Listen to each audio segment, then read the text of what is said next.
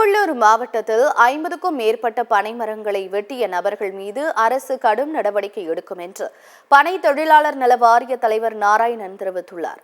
திருவள்ளூர் மாவட்டம் சோழவரம் அருகே அரசு புறம்போக்கு நிலத்தில் இருந்த 50க்கும் மேற்பட்ட பனைமரங்கள் சமூக விரோதிகளால் வெட்டி சாய்க்கப்பட்டன. தனியாருக்கு வழி ஏற்படுத்துவதற்காக பனைமரங்கள் வெட்டப்பட்டதாக குற்றச்சாட்டு எழுந்தது. இந்த நிலையில் பனைமரங்கள் வெட்டப்பட்ட இடத்தில் பனை தொழிலாளர் நல வாரிய தலைவர் நாராயணன் பார்வையிட்டு ஆய்வு செய்தார். இதன் பின்னர் செய்தியாளர்களுக்கு பேட்டியளித்த அவர் பனைமரங்களை வெட்டிய நபர்கள் மீது அரசு கடும் நடவடிக்கை எடுக்கும் என்று உறுதியளித்தார்.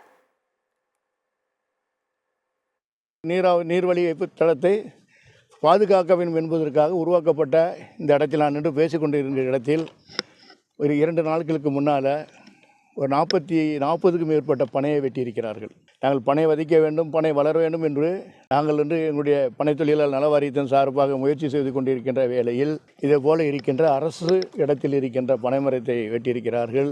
பனை தொழிலாளருடைய வாழ்வாதாரத்தை பாதிக்கக்கூடிய அளவிலே நடந்திருக்கிறது. இது அரசு கடுமையான நடவடிக்கை எடுக்கும் என்பதை தெரிவித்துக் கொள்கின்றேன்.